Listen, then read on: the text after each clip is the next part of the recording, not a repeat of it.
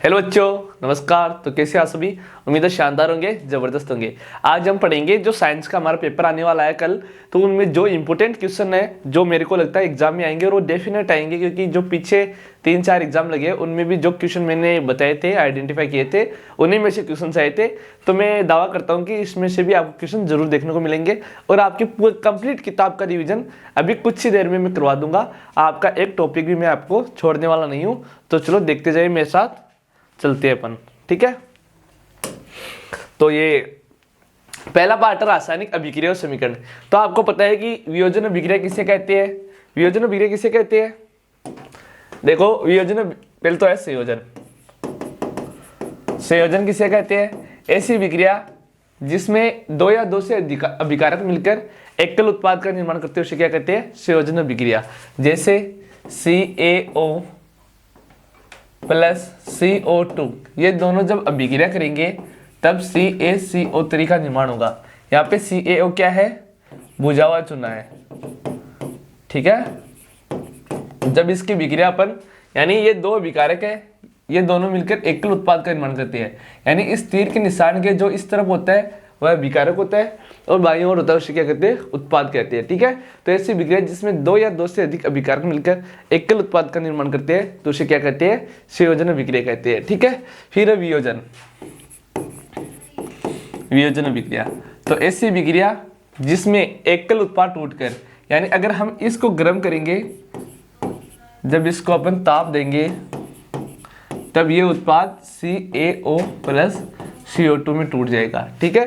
जरूरी नहीं हर प्रोडक्ट इसका उल्टा ही हो, क्योंकि ये तो होता है, इसमें तो ऐसा गुण पाया जाता है, लेकिन हर प्रोडक्ट ऐसा हो ऐसा जरूरी नहीं है, ठीक है। तो अपन चलते हैं, नेक्स्ट है हमारी उष्माक्षेपीय अभिक्रिया। आपको उदाहरण जरूर याद करना है, परिभाषा और उदाहरण दोनों याद करनी है। उष्माक्षेपी तो ऐसी अभिक्रिया जिसमें उत्पाद के साथ साथ उष्मा का निर्माण होता है उसे क्या कहते हैं? उष्माक्षेपी अभिक्रिया कहते हैं, ठीक है। जैसे आप अगर कार्बन को ऑक्सीजन की उपस्थिति में जलाओगे तो CO2 प्लस उष्मा बाहर निकलेगी, ठीक है। तो ये उष्माक्षेपी का उदाहरण है। इसी प्रकार उष्माशोषी, उष्माशोषी अभिक्रिया किसे कहते हैं? जैसे जब अपन, ये उष्माशोषी का उदाहरण है, ये आप उष्माशोषी में भी उदाहरण लिख सकते हो, क्योंकि इसमें उत्पाद वह अभिक्रिया जिसमें उष्मा का अवशोषण होता है उसे क्या कहते हैं? उष्माशोषी अभिक्रिया कहते हैं। तो इस अभिक्रिया में देखो ताप दे रहे हैं अपन और इसमें अवशोषित होकर उत्पाद अपन को प्राप्त हो रहा है, ठीक है। नेक्स्ट है अवक्षेपण अभिक्रिया। अवक्षेपण अभिक्रिया किसे कहते हैं? जब दो या दो से अभिकारक मिलकर उत्पाद का निर्माण तो करते हैं, लेकिन साथ ही में एक अविलय पदार्थ का भी निर्माण करते हैं, तो उसे क्या कहते हैं? अवक्षेपण अभिक्रिया।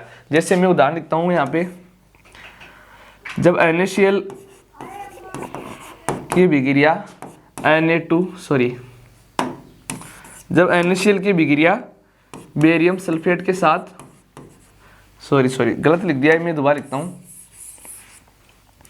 जब Na2SO4 की अभिक्रिया बेरियम क्लोराइड के साथ करवाई जाती है तब sodium chloride plus barium sulphate का निर्माण होता है, ठीक है। तो यहाँ पे जो सोडियम क्लोराइड है ये तो क्या हो जाएगा? जल में घुल जाएगा, विलयन में घुल जाएगा, लेकिन ये जो बेरियम सल्फेट है हमारा, ये जल में नहीं घुलेगा। तो ये किस अभिक्रिया का उदाहरण है? अवक्षेपण अभिक्रिया का उदाहरण है, ठीक है। और इसी प्रकार एक अभिक्रिया और आपकी बुक में दे रखी है, उसका क्या नाम है? द्विविस्थापन अभिक्रिया। तो उसमें भी ये लिखना है कि ऐसी अभिक्रिया जिसमें अभिकारकों के मध्य आयनों का आदान प्रदान होता है उसे क्या कहते हैं? द्विविस्थापन अभिक्रिया कहते हैं, ठीक है। तो यहाँ पे देखिए, ये Na+ आयन है, ये SO4, 2- आयन है, ये Ba2+ आयन है और ये Cl- आयन है। तो ये आयनों का आदान प्रदान होकर हमें ये प्रोडक्ट मिल रहा है। तो ये किस अभिक्रिया का उदाहरण है? हमारी जो ये द्विविस्थापन अभिक्रिया है उसका उदाहरण है, ठीक है। नेक्स्ट बताता हूँ मैं आपको, ये क्या है? उपचयन अभिक्रिया, वियोजन अभिक्रिया भी देख लेने, ठीक है। वियोजन अभिक्रिया किसे कहते हैं? वियोजन अभिक्रिया उसे कहते हैं कि जब ऐसी अभिक्रिया जिसमें अधिक अभिक्रियाशील तत्व है, यानी अधिक अभिक्रियाशील तत्व है, कम अभिक्रियाशील तत्व को उसके यौगिक या विलयन से क्या कर देता है? प्रतिस्थापित कर देता है, तो उसे क्या कहते हैं? वियोजन अभिक्रिया कहते हैं, ठीक है। तो जैसे मैं यहाँ पे आपको लिख के दिखाता हूँ, जैसे जब कॉपर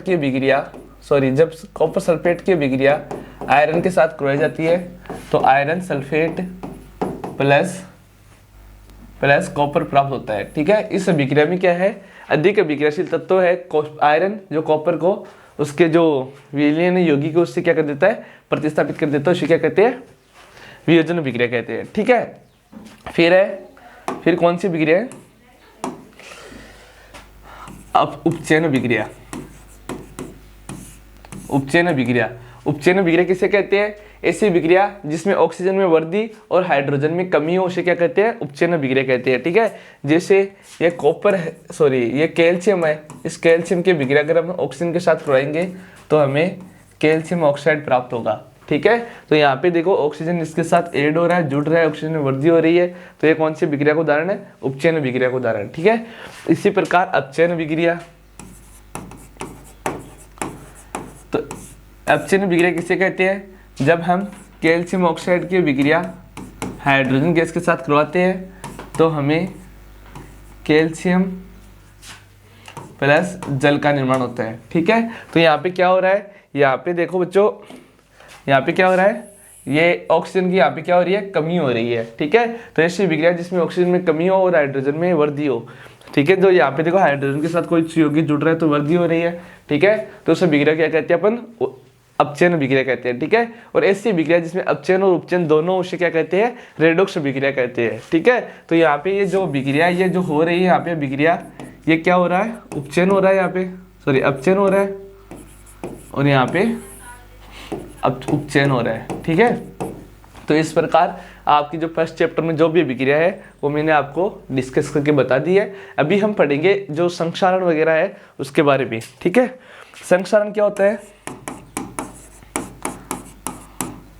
संक्षारण क्या होता है, संक्षारण होता है कि जब हम लोहे जैसी वस्तुओं को वायु और नमी की उपस्थिति में खुला छोड़ देते हैं तो उनके ऊपर जंग लग जाती है। ठीक है, उनके ऊपर एक कुछ अलग सी परत छट जाती है। तो आपको बताना, परिभाषा पूछे कि संक्षारण क्या है, समझाइए, तो आपको बताना कि लोहे जैसी वस्तुओं को अगर हम वायु, नमी और आर्द्रता की उपस्थिति में खुला रख देते हैं तो उनके ऊपर जंग लग जाती है, और इस प्रक्रिया को क्या कहते हैं, संक्षारण कहते हैं। ठीक है, संक्षारण से बचाने का उपाय क्या है, संक्षारण से बचाने के उपाय है, एक तो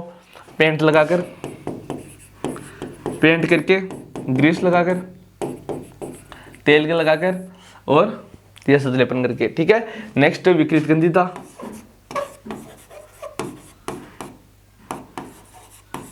विकृत गंधिता क्या होता है कि वसा और तेल युक्त खाद्य पदार्थों को वायु और नमी की उपस्थिति में खुला छोड़ने पर उनके स्वाद और गंध में परिवर्तन हो जाता है, और इसे क्या कहते हैं, विकृत गंधिता कहते हैं। आपको ये सब पता होगा, और इसके लिए आपने देखा होगा जो चिप्स या कुरकुरे अगर आप खाते हो तो उसमें जो एक गैस भरी आती है उनकी थैलियों में। ठीक है, वो गैस कौन सी होती है, नाइट्रोजन गैस होती है, जो कम क्रियाशील होती है, जो उनके अंदर भरी जाती है ताकि पदार्थ विकृत गंध न हो। ठीक है, जैसे आपने देखा होगा कि अचार के डिब्बों में ऊपर तक तेल भरा जाता है, अगर आप ऊपर तक तेल नहीं भरोगे तो क्या हो जाएगा, उनके स्वाद और गंध में परिवर्तन हो जाएगा। ठीक है, तो इसे क्या कहते हैं, विकृत गंधता कहते हैं। समझ गए होंगे आप। तो इसमें तो आपको ये बताना है कि कहाँ पे कौन सी अभिक्रिया हो रही है, तो ऐसा क्वेश्चन आएगा आपके एग्जाम में, आप देख लेना। ठीक है, तो इसमें बता देना, इसमें वियोजन अभिक्रिया है, इसमें संयोजन है, इसमें वियोजना आप बता देना देख के ना, कौन से पदार्थ में कौन सी अभिक्रिया होती है, एक नंबर का क्वेश्चन आ सकता है यहाँ से। ठीक है, नेक्स्ट पे चलते हैं अपन, ये है नेक्स्ट। ठीक है, नेक्स्ट बोल रहा है कि मैग्नीशियम को वायु की उपस्थिति में खुला छोड़ देने पर क्या हो जाता है। ठीक है, तो आपको ये सब पढ़ा दिया मैंने कि श्वसन एक कौन सी अभिक्रिया है, श्वसन कौन सी अभिक्रिया है, श्वसन के दौरान हमें ऊर्जा प्राप्त होती है, तो ऊष्माक्षेपी अभिक्रिया है, ये बता देना, ये बता दिया मैंने, ये भी पढ़ा दिया, और ये सभी आप कर लोगे। ठीक है, संयोजन वियोजन पे आधारित है। ठीक है, तो ये पढ़ा दिया मैंने, ये है अम्ल, क्षार और लवण वाला चैप्टर दूसरा, इसमें अपन अभी देखेंगे क्या क्वेश्चन आएगा। ओके, देखो ये चैप्टर में बता देता हूँ आपको, पूरा चैप्टर कंप्लीटली बता देता हूँ। ठीक है, देखो अम्ल क्षार क्या होते हैं, अम्ल क्या होते हैं, अम्ल बेसिकली जो अम्ल होते हैं, एक कॉलम लिखना आपको, क्षार है, प्रश्न आ जाए कि अम्ल, क्षार और लवण में अंतर बताइए, और एक होता है लवण। ठीक है, तो जो अम्ल होते हैं वो क्या होते हैं, स्वाद में खट्टे होते हैं, क्षारक स्वाद में कड़वे होते हैं, और इनका स्वाद नमकीन जैसा होता है। ठीक है, इनको ये नीले लिटमस को लाल कर देता है, याद रखना है, अम्ल नीले को लाल। ठीक है, और ये लाल को नीला करता है। और ये कोई प्रभाव नहीं दिखाता। ठीक है, तो ये दो अंतर आपको याद रखना है। और एक और बता देना कि इसकी पीएच का मान 7 से कम होता है, पीएच पढ़ाऊंगा मैं अभी आपको, और इसका 7 से ज़्यादा और इसका 7 होता है। ठीक है, ये अंतर हो गया अम्ल और क्षार। एक दो उदाहरण दे देना आप देना चाहते हो, जैसे HCl है, क्षारक में NaOH है, लवण में NaCl है, ये उदाहरण है ना, आप ये सब बता सकते हो। ओके, फिर कि कोई पदार्थ अम्लीय क्षार के ये कैसे पता चले। ठीक है, तो कोई पदार्थ अम्लीय क्षार के इनका पता करने के लिए एक पदार्थ विकसित किया गया जिसे सूचक कहते हैं। सूचक वे पदार्थ होते हैं जो लिटमस होते हैं, वो वे पदार्थ होते हैं जो थैलोफाइटा के लिचन नामक समूह से प्राप्त होते हैं। कहाँ से प्राप्त होते हैं? थैलोफाइटा के लिचन समूह से प्राप्त होते हैं ना। और दो लिटमस पत्रों के नाम, संश्लेषित लिटमस पत्रों के नाम, तो मेथिल ऑरेंज और एक फिनोप्थेलिन। ठीक है, नेक्स्ट आता है क्वेश्चन आता है गंधीय सूचक किसे कहते हैं। तो वे पदार्थ जिनकी गंध अम्लीय और क्षार के माध्यम में परिवर्तित हो जाती है उसे क्या कहते हैं? गंधीय सूचक कहते हैं। तो दो गंधीय सूचकों के नाम बताइए, तो आप बता देना कौन कौन से बताओगे? प्याज और वेनिला। ठीक है, बता दोगे आप सभी? ओके, नेक्स्ट है, नेक्स्ट क्या है? नेक्स्ट वो है कि उदासीन धातुएं अम्लों के साथ अभिक्रिया क्या बनाती है। जब धातुएं अम्ल के साथ अभिक्रिया करती है, जैसे सोडियम धातु है, ये जब HCl अम्ल के साथ अभिक्रिया करती है तब लवण, NaCl नमक होता है, आपको पता है, और हाइड्रोजन गैस का निर्माण होता है। ठीक है, जब धातुएं अम्ल के साथ अभिक्रिया करती है तो किसका निर्माण होता है? लवण और हाइड्रोजन गैस का निर्माण होता है। ठीक है, ये बता देना आपको। जब धातु कार्बोनेट, यानी जैसे सोडियम हाइड्रोजन कार्बोनेट है, ये धातु कार्बोनेट है, या फिर धातु हाइड्रोजन कार्बोनेट, ये सोडियम की जगह कुछ भी हो सकता है यहाँ पे, है ना। जब धातु कार्बोनेट या धातु हाइड्रोजन कार्बोनेट अम्ल के साथ अभिक्रिया करते हैं तब किसका निर्माण होता है? तब निर्माण होता है जो लवण प्लस जल प्लस कार्बन डाइऑक्साइड गैस का। ठीक है, और जब ये कार्बन डाइऑक्साइड गैस चूने के पानी में प्रवाहित की जाती है, ठीक है, तो हमें कैल्शियम कार्बोनेट प्राप्त होता है। ठीक है, और जब ये कैल्शियम कार्बोनेट, ये जो हमें प्राप्त हुआ है कैल्शियम कार्बोनेट, जब ये कैल्शियम कार्बोनेट अधिक मात्रा में कार्बन डाइऑक्साइड गैस और जल प्रवाहित किया जाता है तो क्या बनता है? CaHCO3 का होल ट्वाइस। ठीक है, ये संगमरमर का सूत्र है और इसका उपयोग जो दीवारों पर सफेदी करते हैं अपन, तो 2-4 दिन में उनमें रौनक आने लगती है, तो वो इन्हीं के कारण होता है। ठीक है, क्योंकि जब हम जो जनरली जो कलर करते हैं घर पे, वो कैल्शियम ऑक्साइड होता है। जब हम इसमें जल मिलाते हैं तब कैल्शियम हाइड्रोक्साइड का निर्माण होता है। और जब इस कैल्शियम हाइड्रोक्साइड 3 से 4 दिन बाद में, आप देखते होंगे आपके घर पे जो कली वगैरह जो कोई रंग वगैरह किया जाता है, 2-3 दिन बाद में उसमें रौनक आती है, तो इसलिए आती है क्योंकि ये कैल्शियम हाइड्रोक्साइड है, वो वायु में उपस्थित कार्बन डाइऑक्साइड के साथ अभिक्रिया करके कैल्शियम कार्बोनेट बनाता है, जो एक संगमरमर का सूत्र है। और आपको पता है कि संगमरमर कैसा होता है? एकदम चिकना होता है। ठीक है, समझ गए होंगे आप, तो कर लोगे आप। नेक्स्ट है, एक बता देता हूँ मैं, अम्ल जो पीएच मान क्या होता है। पीएच एक स्केल होता है जिसके माध्यम से आप बता सकते हो कि कोई विलयन कितना अम्लीय है और कितना क्षारकीय है। ठीक है, जिसमें पी का अर्थ है पुषांश, पुषांश मीन्स शक्ति, शक्ति का सूचक है। ओके, ये एक जर्मनी में जर्मन रसायनिक ने ये विकसित किया था ये स्केल। ठीक है, तो अगर किसी भी विलयन के पीएच का मान, यानी एक इस प्रकार का एक स्केल होता है जिसमें 0 से लेकर 14 तक जो नंबर वगैरह वो लिखे होते हैं, और यहाँ पे बीच में 7 होता है, यहाँ पे 7 से कम होता है, और यहाँ पे 7 से ज़्यादा होता है। ठीक है, अगर विलयन के पीएच का मान 7 है तो वो उदासीन है। आपकी बुक में जो नीचे दे रखा है जिट्रस के पीएच का मान, सोडियम हाइड्रोक्साइड के पीएच का मान, तो वो आपको याद करना सबको। ठीक है, अगर विलयन के पीएच का मान 7 से कम है तो वो अम्लीय कौन सा विलयन है? अम्लीय विलयन है। और अगर पीएच का मान 7 से ज़्यादा है तो वो कौन सा विलयन है? क्षारकीय विलयन है। ओके, ठीक है, जो विलयन के पीएच का जितना ज़्यादा 7 से कम होगा वो उतना ही ज़्यादा प्रबल अम्ल होगा, और जो विलयन जितना ही ज़्यादा 7 से ज़्यादा होगा वो कितना होगा? उतने क्षारकीय होगा। आपको प्रबल अम्ल, प्रबल क्षार और प्रबल जो लवण वगैरह उनके नाम आपको कुछ याद करके जाना है, एग्जाम में पूछे जा सकते हैं। ठीक है, और हमारे दैनिक जीवन में पीएच का बहुत सारा महत्व है। जैसे हमारे उदर में जो हमारा जो पेट है उसमें हाइड्रोक्लोरिक अम्ल पाया जाता है। ठीक है।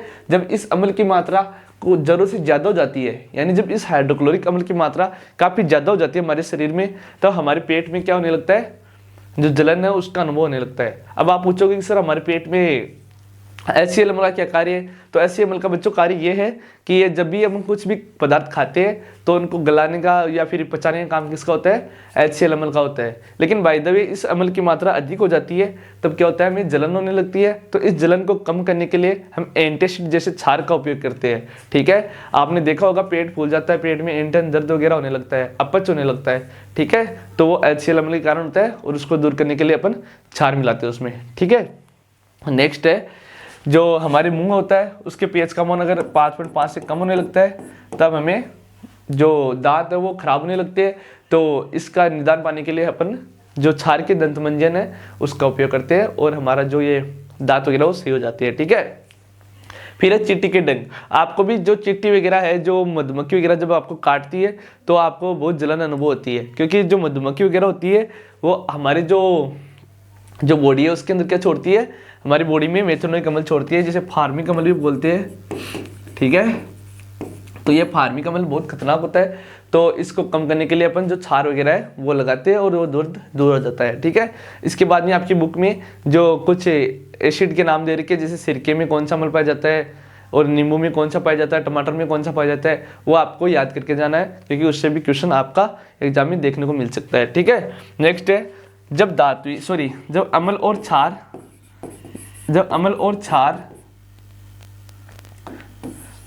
क्षार जैसे ये क्षार है NaOH, जब ये अम्ल के साथ अभिक्रिया करता है तब क्या बनता है, तब देखो लवण प्लस जल का निर्माण होता है, ठीक है। जब धातु अम्ल के साथ अभिक्रिया करती है तब लवण और जल का निर्माण होता है, और इस अभिक्रिया क्या कहते हैं, कौन सी विक्रिया कहते हैं, उदासीनीकरण अभिक्रिया कहते हैं, ठीक है। आपको दो दाने याद करके जाना है एग्जाम में, तो एक तो ये हो गया, एक KOH की विक्रिया कराएंगे अपन HCl के साथ, ठीक है। तो हमें फिर से वही प्राप्त होगा क्या, KCl प्लस जल। इस प्रकार आपको ये याद कर लेना है, ओके, किसी को कोई दिक्कत तो नहीं है। फिर है कि जो जल का अम्लीय विलयन विद्युत का चलन करता है नहीं करता, ठीक है। तो जब अपन जल में अम्ल डालते हैं, ठीक है, और ये एक परीक्षण है आपकी बुक में, वो डायग्राम आपको सीख के जाना है। तो जब हम जल में अम्ल लगाते हैं तो ये जो अम्ल है वो जल में H+ आयन त्यागता है, ठीक है, और H+ आयन के कारण ही विद्युत धारा का चालन संभव हो पाता है, ठीक है। और आपके बुक में क्वेश्चन भी है इसका कि जल का अम्लीय विलयन विद्युत का चालन करता है नहीं करता, तो बता देना है, क्योंकि क्यों करता है, क्योंकि इसमें H+ आयन मुक्त होते हैं, तो ये अम्लीय होता है, ठीक है। और यह बताया आपको क्वेश्चन आ जाए कि जल में अम्ल को मिलाना चाहिए या अम्ल को जल में, तो आपको बता देना है कि अम्ल को जल में धीरे धीरे हिलाते हुए मिलाना चाहिए, क्योंकि अगर हम अम्ल में जल को मिलाएंगे तो यह विक्रिया अत्यंत ऊष्माक्षेपी होगी, जिससे जो पात्र हमने लिया है वो टूट सकता है, फट सकता है, और जो एक्सपेरिमेंट कर रहा है बंदा उसको नुकसान हो सकता है, ठीक है। नेक्स्ट है क्लोड क्षार अभिक्रिया, ठीक है। जब देखो मेरी बात सुनना, याद रखना इस चीज को, जब सोडियम क्लोराइड के जलीय विलयन में विद्युत धारा प्रवाहित की जाती है तब किसका निर्माण होता है, sodium hydroxide plus chlorine gas plus hydrogen का निर्माण होता है, ठीक है। तो ये क्लोड क्षार अभिक्रिया है कि जब सोडियम क्लोराइड के जलीय विलयन में विद्युत धारा प्रवाहित की जाती है तब किसका निर्माण होता है, क्षार plus chlorine gas plus hydrogen gas का, ठीक है। जैसे हमने एक बीकर लिया, ठीक है, और इसमें यहां से हमने एक ये लगाया और यहाँ पे लगाया एक, आपको इस प्रकार एक चीज बना देना है, ये बना देना आपको डायग्राम, ठीक है। इसमें से आप क्या डालोगे, इसमें आप लवण डालोगे, NaCl का घोल डालोगे, ठीक है। इस बीकर में ऑलरेडी जल है, ठीक है। जब आप इसमें क्या डालोगे, क्षार डालोगे, इसमें एक एनोड लगा हुआ है, ठीक है, और ये दोनों क्या है, कनेक्ट है, ठीक है।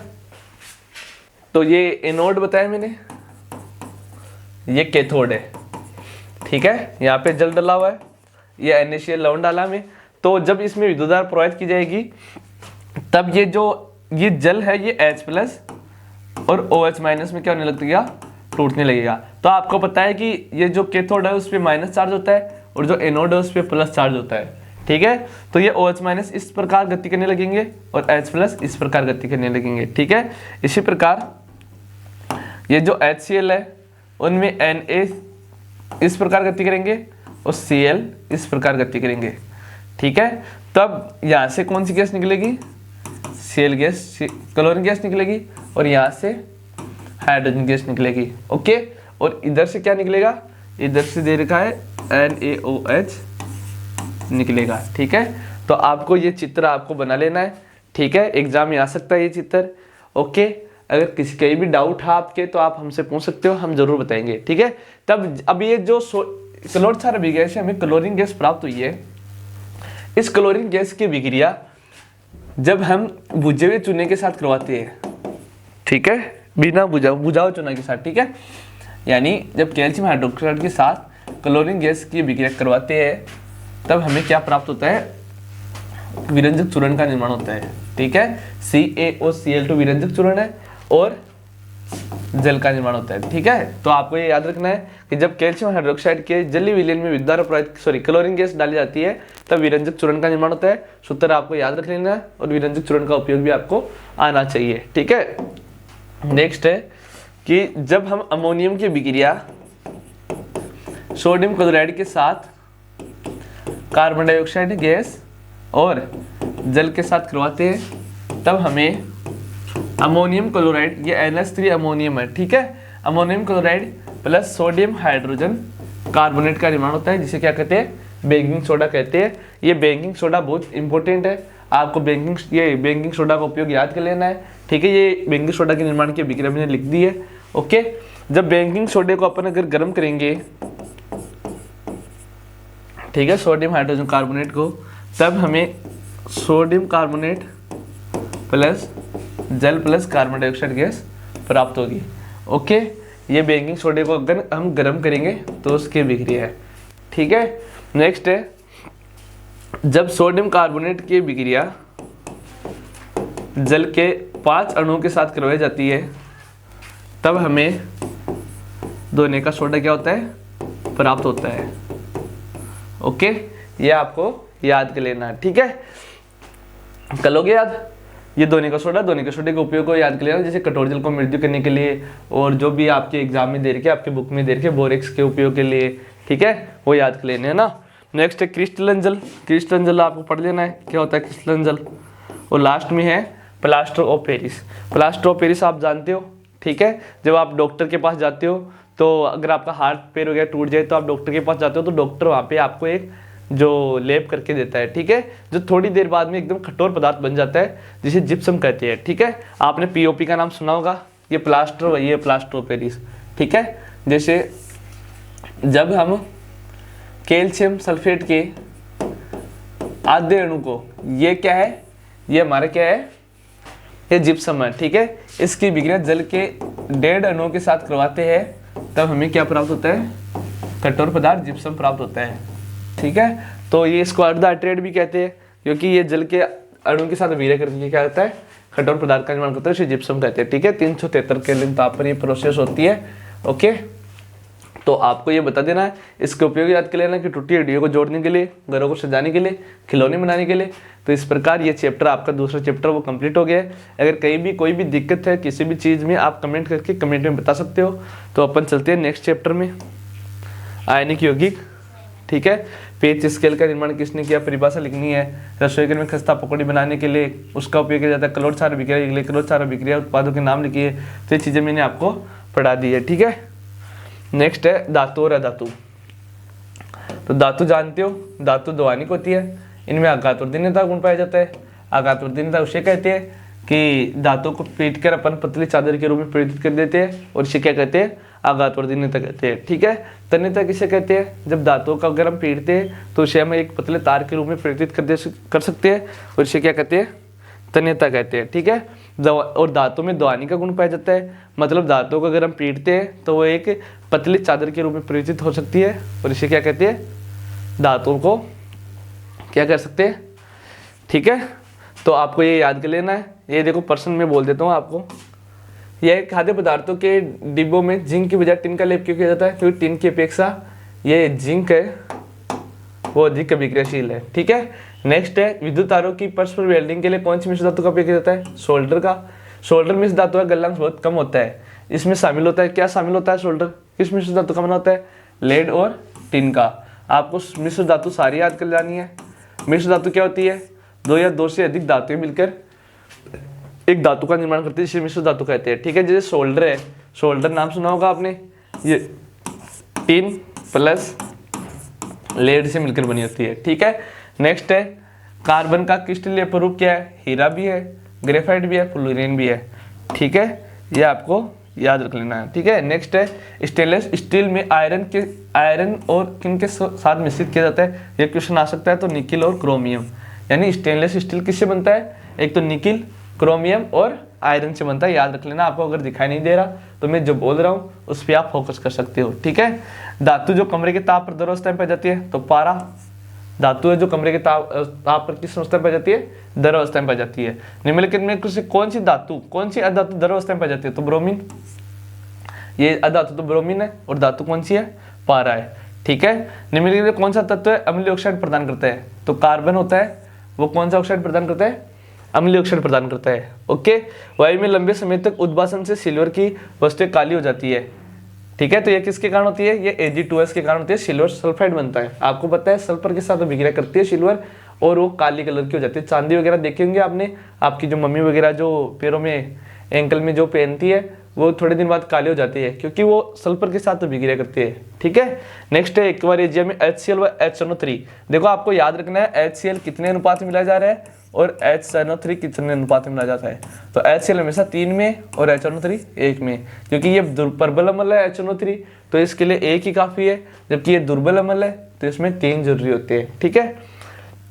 तो इसमें पहला वाला ऑप्शन आ जाएगा ना। कोई धातु O2 के साथ अभिक्रिया कर उच्च गलनांक वाला यौगिक बनाती है, यह यौगिक जल में विलय है, यह तत्व क्या हो सकता है, कैल्शियम हो सकता है, ठीक है। निम्नलिखित में से आयनिक यौगिक नहीं है, तो आयनिक यौगिक तो CCl4 नहीं है, क्योंकि ये भी Na+ होता है, ये K+ होता है और ये Ag2+ होता है, जबकि ये कार्बन होता है वो नहीं होता, ठीक है। तो आप समझ गए होंगे मेरी बात को, मैं क्या बताना चाह रहा हूँ आपको, ओके। नेक्स्ट है एक क्वेश्चन आ सकता है, ये मैंने बताया था आपको, शायद आपको याद नहीं है कि जब धातु अम्लों के साथ अभिक्रिया करती है तो हाइड्रोजन गैस का निर्माण होता है, ठीक है। जब धातु अम्ल के साथ अभिक्रिया करती है, जैसे HCl अम्ल के साथ अभिक्रिया करेगी, तब लवण प्लस हाइड्रोजन गैस का निर्माण होगा, ठीक है। लेकिन जब यही धातु जब HNO3 अम्ल का साथ अभिक्रिया करती है, नाइट्रिक अम्ल के साथ अभिक्रिया करती है, तब ये हाइड्रोजन गैस का निर्माण नहीं करती, ठीक है। जबकि किसका करती है, जल का निर्माण करती है। क्यों करती है, क्योंकि ये HNO3 एक प्रबल अम्ल होता है, ठीक है, जो अपना जो ऑक्सीजन है वो हाइड्रोजन को दे देता है, ठीक है, और जल का निर्माण होता है, आपको बता देना है, ठीक है। नेक्स्ट चलते हैं, दो धातु के नाम बताइए जो प्रकृति मुक्त अवस्था में पाई जाती है, तो आपको बता देना, एक तो सोना है, ओके, और एक चांदी है, बता देना। लो इस बात को बनाने के लिए इस पर जस्ते पर चढ़ाना क्या कहलाता है, यह सदलेपन कहलाता है। यह सदलेपन की परिभाषा याद कर लेना आपको, सक्रियता श्रेणी की परिभाषा याद कर लेना आपको, ठीक है। नेक्स्ट है खनिज और अयस्क में अंतर, विद्युत अपघटन याद कर लेना आपको, निस्तापन वर्जन याद कर लेना है, उभयधर्मी ऑक्साइड किसे कहते हैं ये याद कर लेना, दो उदाहरण भी याद करना आपको ना। सोडियम और केरोसिन के तेल में डुबो क्यों रखा जाता है, क्योंकि ये क्या कर लेते हैं, जो वायु के साथ अभिक्रिया करके जलने लगते हैं, ठीक है। धातु क्रम याद करना है आपको, और गैंग से क्या समझते हैं याद करना है। विद्युत अपघटन परीक्षण का नामांकित चित्र बनाना है, तो ये सारे क्वेश्चन आने गुणधर्म बताना है। विद्युत हीटर का तापमान तार किसका बना होता है, तो टंगस्टन का बना होता है। ये चीजें आपको बता देनी है, ठीक है। ये क्वेश्चन है, ये मेरे को एक अच्छा लगा जो मैं अभी आपको दिखाता हूँ। हाँ, तो ये क्वेश्चन मैं आपको दिखाता हूँ। देखो ये बोल रहा है कि कोई धातु अक्ष है वो जिंक के साथ अभिक्रिया करके क्या बना रहा है, ये A+ H2 बना रहा है, ठीक है। HCl के साथ अभिक्रिया करके जल बना रहा है, और CH3 के साथ विक्रिया करके C+ जल बना रहा है, ठीक है। तो ये क्या है X, तो ये NaOH है, क्योंकि ये NaOH जब जिंक के साथ विक्रिया करेगा तब सोडियम जिंकेट का निर्माण होगा, ओके। और जब यही NaOH HCl के साथ विक्रिया करेगा तब NaCl का निर्माण होगा, ओके। जब यही NaOH ये जो एथेनोइक अम्ल है इसके साथ विक्रिया करेगा तब सोडियम एथोक्साइड का निर्माण होगा, ओके। इस प्रकार आपको याद कर लेना है, ओके। नेक्स्ट है कार्बन और उसके यौगिक, ओके। तो ये चैप्टर पढ़ाते हूँ मैं आपको ताकि कंप्लीट हो जाए केमिस्ट्री। कार्बन और उसके यौगिक, ठीक है। जो कार्बन होता है वो प्रकृति में एक अद्वितीय तत्व है। अद्वितीय क्यों है? क्योंकि इसकी संयोजकता 4 होती है, मतलब ये 4 अन्य परमाणु के साथ जुड़ सकता है, ठीक है। तो इसकी एक तो चतुर संयोजकता होती है,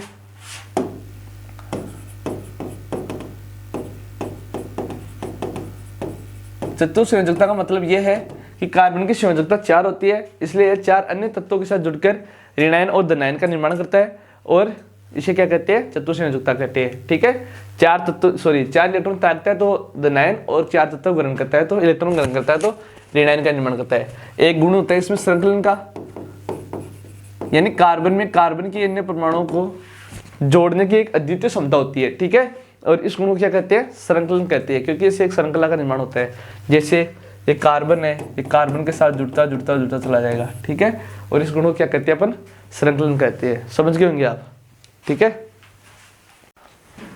ओके। आप बता दोगे। नेक्स्ट है ये जो इलेक्ट्रॉन बिंदु संरचना है आपके चैप्टर में, तो इलेक्ट्रॉन बिंदु संरचना मैंने आपको सिखा रखी है, हमारी जो YouTube में पहले क्लास डाली हुई है, तो इसकी लिंक मैं डिस्क्रिप्शन बॉक्स में डाल दूंगा कि इलेक्ट्रॉन बिंदु संरचना कैसे बनाते हैं, आप वहां से देख सकते हो, ठीक है। नेक्स्ट है सहसंयोजी बंध। तो सहसंयोजी बंध क्या होते हैं? कार्बन अन्य तत्वों के साथ अगर एकल बंध से जुड़ा होता है, ठीक है, तो उसे सहसंयोजी बंध कहते हैं, ठीक है। जैसे C2H6 नाम का एक एलिमेंट है, इसमें कितने सहसंयोजी बंध है, तो इसकी जांच करने के लिए आपको क्या करना होगा? पहले इसको तोड़ना होगा, ये मैंने पढ़ा रखा है पहले। ये कार्बन 2 कार्बन है, ठीक है। अब एक कार्बन की संयोजकता 4 होती है, पता होगा आपको। एक कार्बन की संयोजकता कितनी होती है? 4 होती है, तो यानी ये 4 तत्वों के साथ जुड़ेगा, ओके। और हमें 3 हाइड्रोजन जोड़ने हैं। अगर एकल बंध से जुड़े हुए हैं, जितने एकल बंध है उतने सहसंयोजी बंध होंगे, ठीक है। तो यहाँ पे आप देखोगे तो यहाँ पे 1 2 3 4 5 6 7, तो ये 7 यहाँ पे क्या है? सहसंयोजी बंध है, ठीक है। आपको एकल अबंध की ही गणना करनी है और अबंधों की आपको गणना नहीं करनी, ठीक है। समझ गए होंगे आप, ओके। नेक्स्ट क्या है?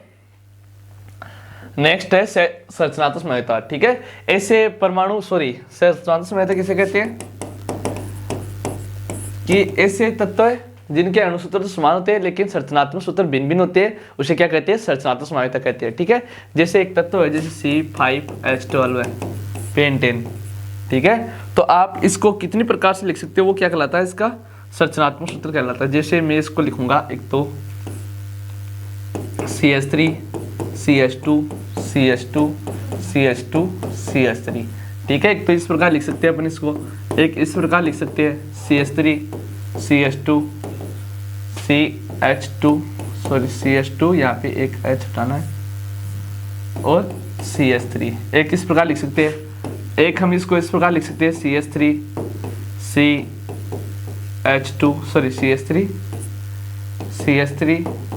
CH3 तो कितनी प्रकार आप इस सूत्र को लिख सकते हो, वह इसकी क्या कहलाती है?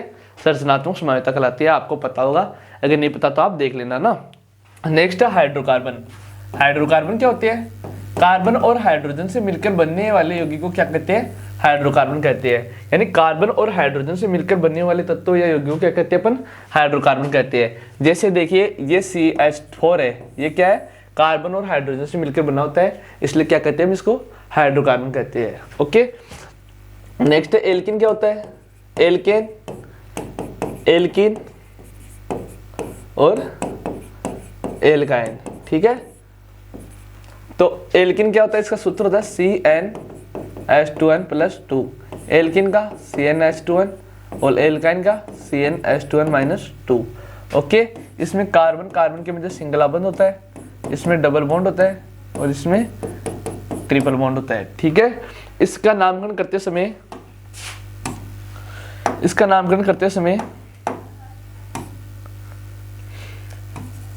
एन शेष रहता है, इसमें इन शेष रहता है और इसमें आयन शेष रहता है। ठीक है, अगर आपको कार्बन कार्बन में अकेला बंध है तो वो एल्केन है, और डबल बॉन्ड है और ट्रिपल बॉन्ड है तो एल्किन एल्केन एल्काइन है। ठीक है, अगर एक कार्बन अकेला बंध से जुड़ा हुआ तो इसे संतृप्त हाइड्रोकार्बन कहते हैं।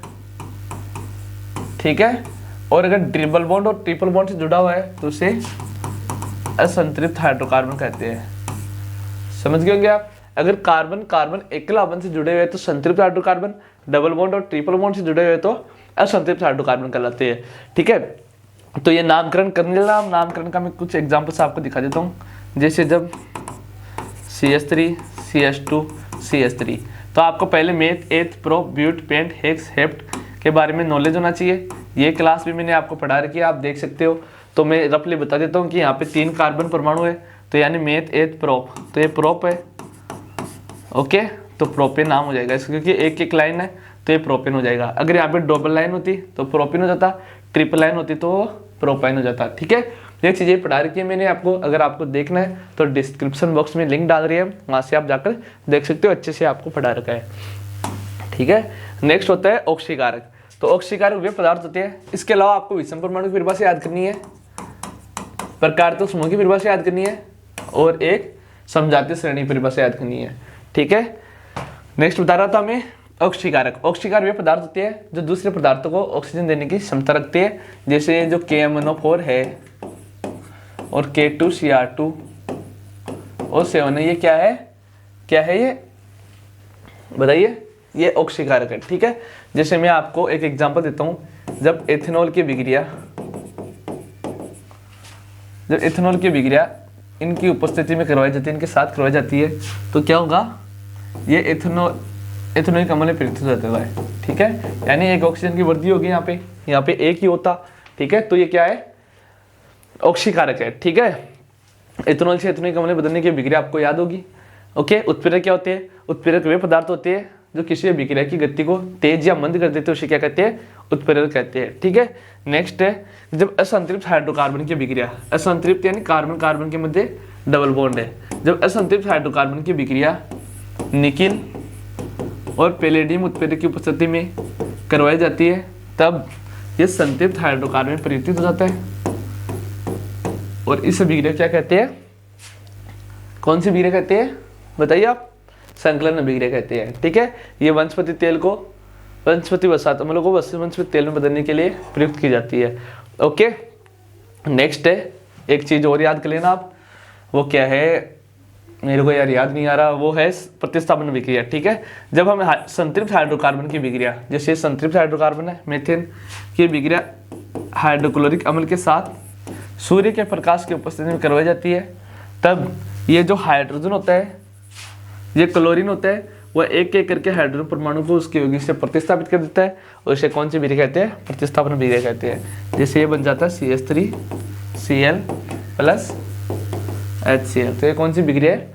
प्रतिस्थापन बिक्रिया है। ओके, तो समझ गए होंगे आप। ठीक है, नेक्स्ट है एसिटिक अम्ल। तो एसिटिक अम्ल क्या होता है? एसिटिक अम्ल क्या होता है?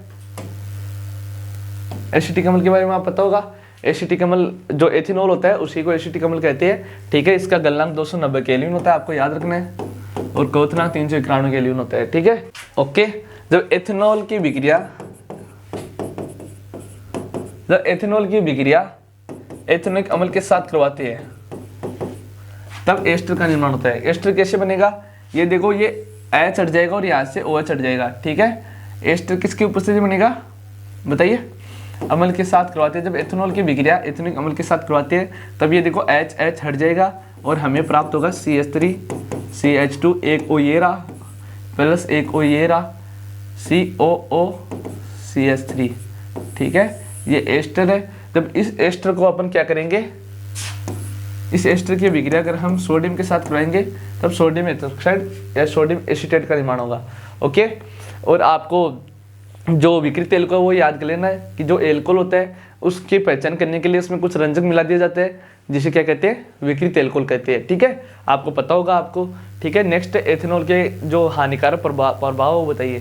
तो एथेनॉल आपको पता है शराब वगैरह होती है, तो इसके हानिकारक प्रभाव ये है कि इसको लगातार पीने से व्यक्ति की सोचने समझने की क्षमता कम हो जाती है, उसका जो समन्वय है वो कम हो जाता है। ठीक है, जो आपको समाज में देखने को मिलता है वो आपको बता देना। ठीक है, इसके विपरीत मेथनॉल का सेवन थोड़ी सी मात्रा भी मेथनॉल को ले लेने पर क्या हो जाता है, व्यक्ति की मृत्यु हो जाती है, क्योंकि ये यकृत को क्या कर देता है, स्कंदित कर देता है। ठीक है, तो ये जो चैप्टर है इसमें एक साबुन और अपमार्जक नाम से टॉपिक है, वो भी आपको पढ़ लेना है ताकि आपके क्वेश्चन गलत ना हो। ठीक है, नेक्स्ट चलेंगे अपन जो फिजिक्स के चैप्टर है विद्युत धारा, उसके बारे में अपन पढ़ेंगे। ठीक है, तो देखते जाइए क्या होता है। आपका पेपर एकदम अच्छा होगा। अगर कहीं भी कोई भी पार्ट में आपको अभी दिक्कत है तो आप मेरे से बोल सकते हो, मैं ज़रूर उसका सॉल्यूशन आपको बताऊंगा। ठीक है, टाइम कम है तो जल्दी से जल्दी पढ़ लेते हैं इसको। ठीक है, विद्युत धारा किसे कहते हैं, विद्युत धारा किसे कहते हैं, विद्युत धारा किसे कहते हैं बताइए। देखो, विद्युत धारा के सतत और बंद पथ को क्या कहते हैं, विद्युत परिपथ कहते हैं। जैसे ये विद्युत परिपथ है, इसमें हमने एक बल्ब लगा दिया, एक प्रतिरोध लगा दिया, ठीक है, और ये बैटरी लगा दी, तो विद्युत धारा के सतत और बंद पथ को क्या कहते हैं, विद्युत परिपथ कहते हैं। ठीक है, विद्युत धारा हमेशा प्लस सिरे से निकलेगी और ऋण सिरे में प्रवेश करेगी। ये बड़ी लाइनों प्लस की होती है, ये माइनस की होती है। ओके, ठीक है, तो आपको पता होगा। और आवेशों के प्रवाह की दर को क्या कहते हैं, विद्युत धारा कहते हैं। ठीक है, जैसे I इक्वल टू क्यू बटा टी, यहाँ पे क्यू क्या है, आवेश है, और टी क्या है, समय है। ओके, आवेश का मात्रक कूलाम होता है और समय का मात्रक सेकंड होता है। ठीक है, I का मान धारा होता है। ठीक है, विद्युत धारा का मात्रक एम्पियर होता है। ठीक है, और इसको एमीटर से मापा जाता है। ओके, ठीक है, एक कूलाम आवेश में 1.6 इंटू 10 की पावर माइनस 19 कूलाम, एक इलेक्ट्रॉन में 1.6 इंटू 10 की पावर माइनस 19 कूलाम आवेश होती है। ठीक है, और एक कूलाम आवेश में 6.25 इंटू 10 की पावर 18 इलेक्ट्रॉन होते हैं। ये चीज़ें आपको याद कर लेनी है। ठीक है, और एमीटर को हमेशा श्रेणी क्रम में संयोजित किया जाता है। ओके, अगर आपसे क्वेश्चन आ जाए कि 1 एम्पीयर विद्युत धारा की परिभाषा लिखिए, तो आपको बता देना कि यदि किसी विद्युत परिपथ में 1 सेकंड में 1 कूलाम आवेश प्रवाहित होता है तो उस परिपथ में 1 एम्पीयर विद्युत धारा बहती है। ठीक है, नेक्स्ट क्या है कि वोल्टमीटर, विभवांतर क्या है, तो विभवांतर क्या होती है, आवेशों की गति है वो गुरुत्वीय बल पर निर्भर नहीं करती। ठीक है, इलेक्ट्रॉन की गति गुरुत्वीय बल पर निर्भर नहीं करती। इलेक्ट्रॉन केवल तभी गति करती है जब उसके विद्युत में क्या होता है, कोई अंतर होता है। ठीक है, और इसे क्या कहते हैं, विद्युत विभवांतर कहते हैं। एक परिभाषा आप ये भी बता सकते हो कि यदि किसी विद्युत परिपथ में एक बिंदु से दूसरे बिंदु तक आवेश को ले जाने में यदि कार्य करना पड़े तो उसे क्या कहते हैं, विभवांतर कहते हैं। तो यानी V बराबर W बट्टा Q। ठीक है, विभवांतर का मात्रक क्या होता है, वोल्ट होता है, और इसको वोल्टमीटर से मापा जाता है। ठीक है, और वोल्टमीटर को हमेशा समांतर क्रम में संयोजित किया जाता है।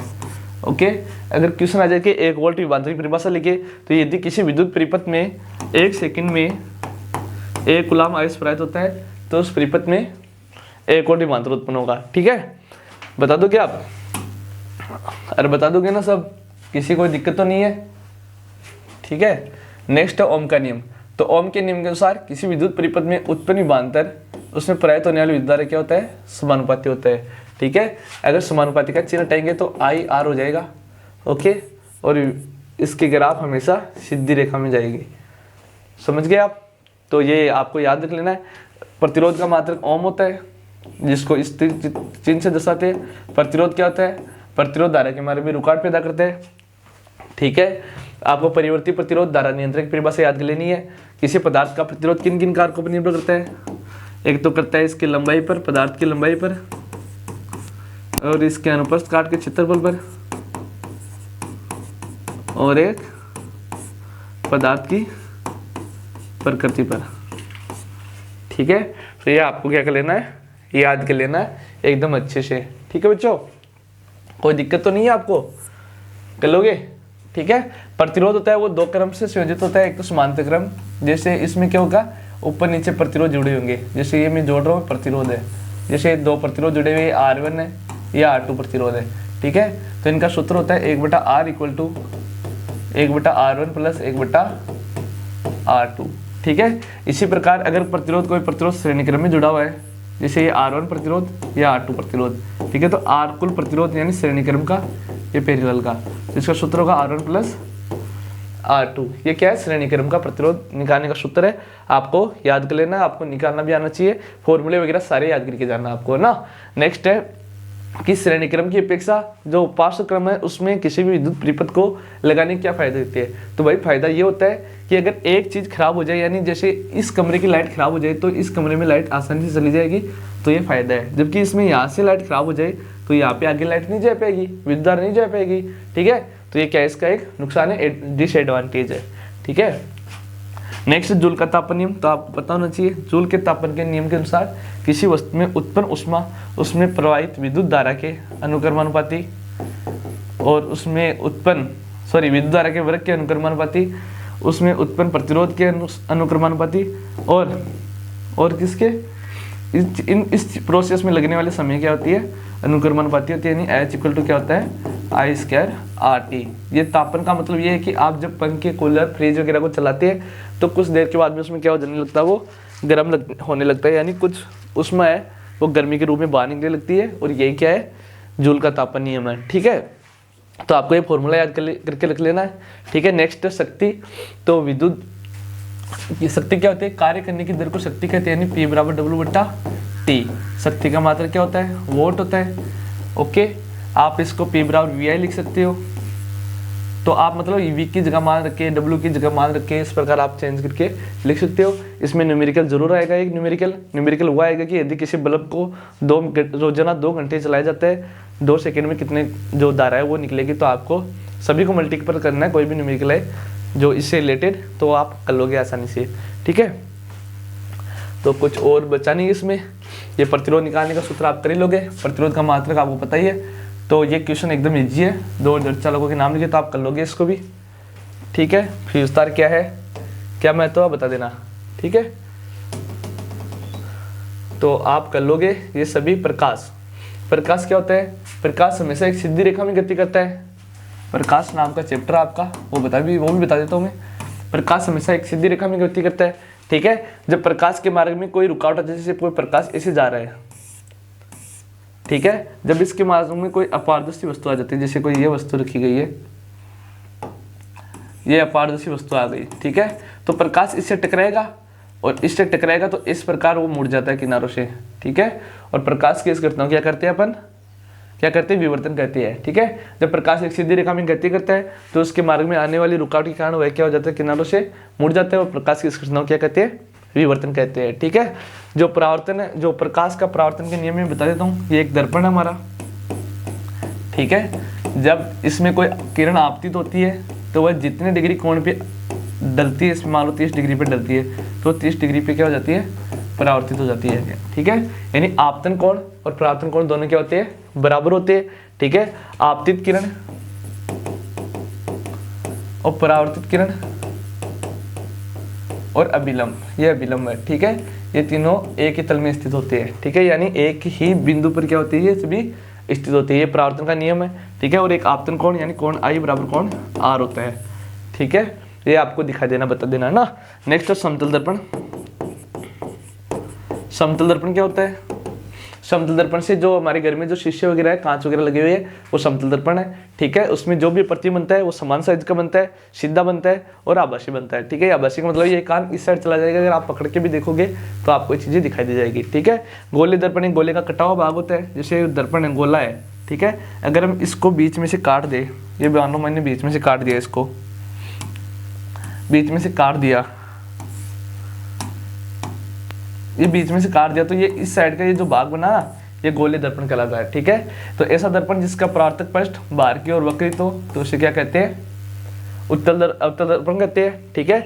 और ऐसा दर्पण जिसका परावर्तक पृष्ठ अंदर की ओर वक्रित हो उसे क्या कहते हैं, उत्तल दर्पण कहते हैं, ठीक है। कर लोगे आपसे ये सभी चीजें बताइए जो मैंने, ठीक है। तो ये चीजें आप बना लोगे, ओके। ये एक दर्पण है, कौन सा दर्पण है, उत्तल दर्पण अवतल दर्पण है, ठीक है, ये इसके पॉलिश की हुई है, ठीक है। ये जो बिंदु होता है ये ध्रुव होता है, ये फोकस बिंदु होता है और ये वक्रता केंद्र होता है, ठीक है। और ये जो लाइन जा रही है वो मुख्य अक्ष कहलाती है। तो आपको बता दें कि वह काल्पनिक रेखा जो ध्रुव है, फोकस दूरी, फोकस बिंदु और वक्रता केंद्र से होकर गुजरती है उसे क्या कहते हैं, मुख्य अक्ष कहते हैं, ठीक है। और जब भी कोई प्रकाश की किरण इसके समांतर आती है तो परावर्तन की बजाय बिंदु से होकर गुजरती है, उसे क्या कहते हैं, फोकस बिंदु कहते हैं। तो ये चीज़ें मेरी पढ़ाई हुई है, आपको आप वहाँ से जाकर क्लास देख सकते हो, एक जो क्लास वगैरह वो डली हुई है। अवतल दर्पण और उत्तल दर्पण के उपयोग याद कर लेना है कि उत्तल दर्पण का उपयोग किस में किया जाता है, जैसे वाहनों के पीछे का दृश्य देखने के लिए किया जाता है, क्योंकि ये छोटा और बड़ा प्रतिबिंब बनाता है बड़े क्षेत्र का, ठीक है। और अवतल का दान चिकित्सा उपयोग करता है क्योंकि बड़ा प्रतिबिंब बनाता है, ठीक है। तो इस प्रकार आपको याद कर लेना है, ठीक है। लेंस क्या होता है, लेंस दो पारदर्शी वस्तुओं से मिलकर बना होता है, जैसे एक तो ये होगी और एक ये होगी, ठीक है। तो वह लेंस जो बीच में से मोटा होता है और किनारों से पतला होता है वह कौन सा लेंस कहलाता है, उत्तल लेंस कहलाता है। और वह लेंस जो बीच में से तो पतला और किनारों से मोटा वो कौन सा लेंस कहलाता है, अवतल लेंस कहलाता है, ठीक है। तो आपको ये याद कर लेना है। इनका जो परावर्तन है अपवर्तन है किस प्रकार, कौन सी रेज जाती है, किधर से जाती है, किधर से आती है, ये सब चीज़ें मैंने पढ़ाई हुई है। बाकी उसके लिंक भी मैं डिस्क्रिप्शन बॉक्स में डालूंगा, प्ले लिस्ट बनी हुई है, आप 2 गुना 3 गुना में करके आराम से देख सकते हो, जल्द से जल्द अपना काम निपटा सकते हो, ठीक है। आयतक अपवर्तन आप जानते ही हो कि जब प्रकाश की किरण एक माध्यम से दूसरे माध्यम में प्रेस करती है तो वह किनारों से मुड़ जाती है और प्रकाश की घटना क्या कहते हैं, अपवर्तन कहते हैं। जैसे यहाँ से किरण आई तो ये अभिलंब की ओर झुक गई, ठीक है, फिर ये दोबारा बाहर निकले तो जैसे हो गई ना।